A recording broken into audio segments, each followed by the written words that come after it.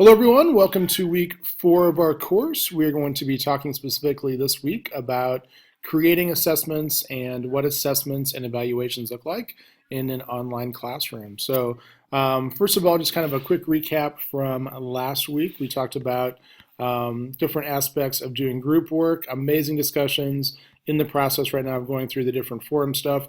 I did post some little things here and there on the forum. I probably won't post a specific response to every single person in one particular week, but a lot of things kind of have some general themes and stuff, so I tried to kind of talk about a couple different aspects. One thing that I thought was really interesting, and I think Brianne talked about it, the idea of pacing, and I left a comment, and you can go back and look at it, but I think that one of the things that we tend to think about in group work is, oh, someone's not going to participate because they're lazy. But part of that, I think, is also pacing. Some of you guys like to post stuff within the first hour of the week being started. Some of you like to wait until, let's say, a little bit closer to the deadline. And it's not necessarily that one group is, I think, lazier than the other. It might just not work with schedules, or just maybe that's not the way you work, or things like that, whatever. But I think that that is something that's a really interesting part of group work, is that people work at different paces, and it's not really about how hard you work, it's maybe just about kind of like how you work. So anyway, I put a couple comments down about that. So great discussions. We had a Shaka Khan reference even, so things were moving along last week. All right, so week 4, we are getting into kind of like the second half of the course, and your textbook assignment for this week is 8, 9, and 10 in this book. And like I said, I hope you're enjoying it. I think it's a really good book, and in a lot of ways, a really good reference. There's a lot of books that sometimes you'll use for a class and then you just, give them away or whatever. I think that if you plan on doing anything with online classes, this is kind of a good reference to have. But 8, 9, and 10 is the assignment for this week. And chapter 8 specifically talks about assessment. So it fits in really well with the theme for this week. So that's the textbook assignment for this week. As far as resources, I do have a video. I believe it's about a 10-minute video. The little thumbnail here says group assessments. It's not just on group assessments. It's really about assessment and evaluation in an online class. It's a good kind of recap, I think, that brings up some good questions and topics about online assessment. So that's the first thing that I would ask you to watch. I do have a link here about using grading contracts. I've never really used grading contracts, but I know that it's kind of popular for a lot of online classes. So this is someone that's kind of sharing their perspective of why they've used grading contracts. So that might be something that might interest you in your specific content area or how you want to do online assessment. So I wanted to put that article in there. We also have one that is a online resource from a particular institution. But when you click on these, it kind of has like best practices and some tips. So for example, like talking about like clarity, make sure that you write clear assignment instructions, use grading rubrics. So a lot of this stuff is kind of like basic, but I think it's kind of a good overview that this institution wanted their instructors to think about in creating online assessment. And then I do have an academic paper. This academic paper, it's not a really long one, but it just kind of talks about some challenges in student assessment, things that are a little bit different in an online environment. Again, it's an academic paper, but it's not like it's 30 pages long or anything. But I thought it was kind of good, had some research references in there, and then just talked about some ideas kind of from the student perspective for a teacher to think about when they're creating an online assessment. So that is your third reference there. So the video and then those 3 articles. I do also have some resources for your Web 2.0 tool. Those are coming along really nicely. I always enjoy that part because students always bring up tools that I am not familiar with, and so it gives me a little bit of a sampling of some things that people are using that I might not be familiar with. So I enjoy learning from those. This is kind of the third in the series. We've talked about presentation tools, we've talked about communication tools. Because we're talking about assessment, we're going to talk this week about tools that you can use for assessment. And so I do have a link that has some. Again, sometimes these become a little bit outdated, just depends on kind of how much they keep them up to date. But here's some different tools you can use for different online type stuff. I will do a separate little video. There's one tool that I use for online assessment that I really like in my face-to-face classroom, and that is called Kuia, Q-U-I-A.com. And I've used that online assessment tool for about 15 years. And that's what my students in my 8th grade classroom take for content assessment. You can also do like short answer, essay type stuff. So I will do a short segment specifically about that tool, and I will post that this week. But that's what I've used for about 15 years. It's probably the longest relationship that I've had with an app or a service, and even almost really before Google, I was using Kuia type stuff. So I'll talk about that, but that's one of the tools that I use in my own classroom. Moodle, of course, does have some things built into it that you can use. This would be kind of an example of something that you might find outside of Moodle. But just know that inside Moodle, there are some things that you could also do as far as build some online kind of quiz type stuff. Assessment online in this particular discussion is kind of an interesting thing because you all might be teaching very different types of content. So when I think of online assessment, it's going to be completely different if you're teaching a class kind of like this, where a lot of it is maybe kind of like discussion and thinking about how you might do things, as opposed to specifically a history class, for example. So if I was teaching specifically an online history class and the content was super important, there's going to be questions that are very related back to you understanding the content and then maybe being able to apply it.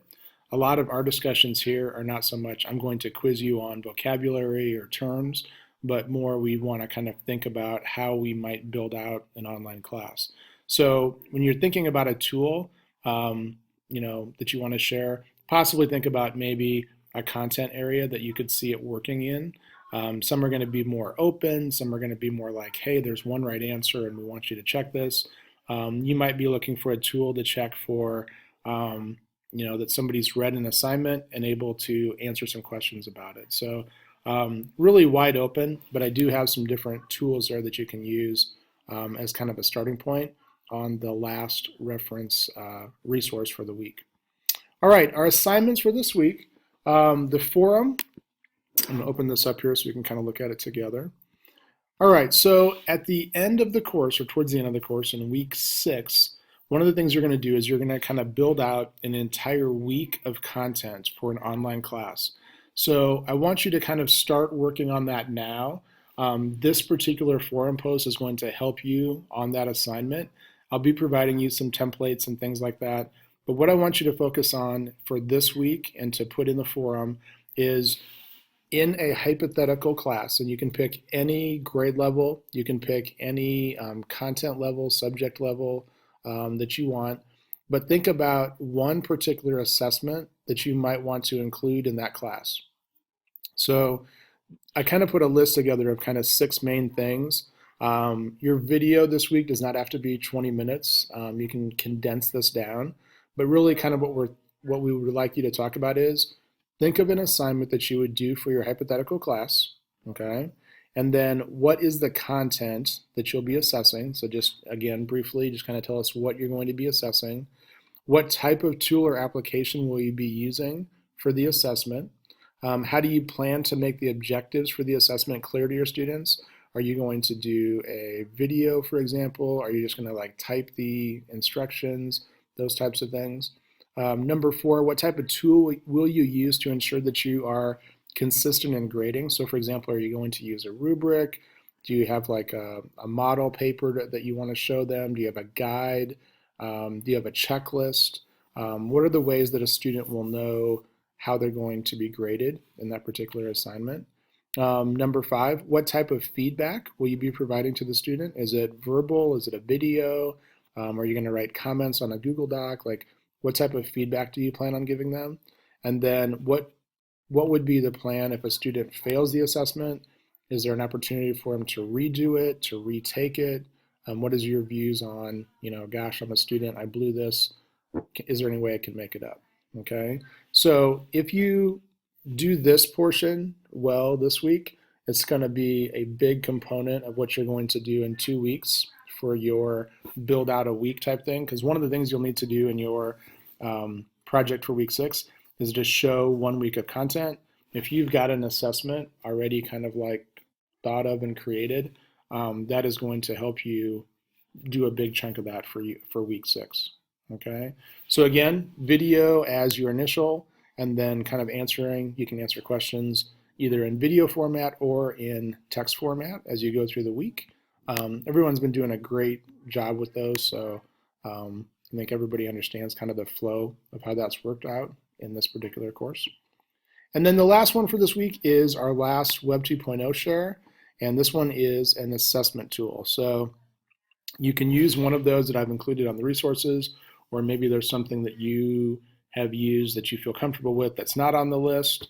Anything that might be used as an assessment tool in an online class. And the cool thing about this, and I'll just kind of add this, is this doesn't have to be stuff that you would only use in an online class. That's the context that we're talking about. But a lot of these online tools can also be used in a face-to-face classroom. So like the tool that I mentioned, you could, of course, use that in an online course, but I also use it in a face-to-face class as well. So, all right, so that is our focus for this week. I'm not going to do a scheduled video chat this week. The only reason is we have First Communion coming up for one of our daughters this weekend. We got family from out of state coming in, so we're kind of trying to get stuff ready and plan some stuff, and we just have a couple other hectic things happening this week. So it's not that I don't see it as valuable. It's just going to be kind of a crazy schedule type thing. I will say that last week I was open for about an hour and a half kind of on that Wednesday night, and we had 2 people kind of individually come in at different times. So Carol came in, and I chatted with Carol for about like 15 minutes or so. And then I talked to Lisa towards the end of the time frame and stuff. So it worked out really well. It's really like an office hours experience. I was able to kind of, touch base with 2 individual students and kind of chat and stuff. The week before, we had 3 people show up at the same time, and that worked out really well. So I'll definitely have something next week. We'll plan something out. But for week 4, just know that if you want to do an individual video chat with me, just let me know. We can definitely set it up. I'm not saying that I'm like booked solid for the entire week. It's just that it's going to be a little bit crazy in the evenings with some different things. So if you want to talk to me about the assignment, you want to talk to me about something, just shoot me an email and say, hey, can we schedule something? And I can definitely carve out, 20 minutes, 30 minutes, whatever at different times that it'll work for both of us. So sometimes that's a little bit easier than kind of bouncing emails back and forth if we just have like a quick 15, 20-minute discussion. So I'm open to that. I just don't have a scheduled time this week, but I do want to set up a scheduled time when we come back next week on week 5. You guys be working a little bit more on your projects and stuff, and that way I'll have a time where we can kind of get together and chat about it. Okay? All right, so have a great week. I'm here in Kansas City. I'm wearing my Royals championship gear. It's kind of been like a party all weekend because we had opening night last night, played the Mets and beat the Mets last night. So it's been kind of crazy here in Kansas City. Everybody at school today is wearing Royals gear. We have a hot dog eating contest for faculty members as part of a celebration today for opening day. So we kind of go all out for the Royals here. So have an awesome week. Let me know if you guys have any questions, and we will see you in class. Thanks.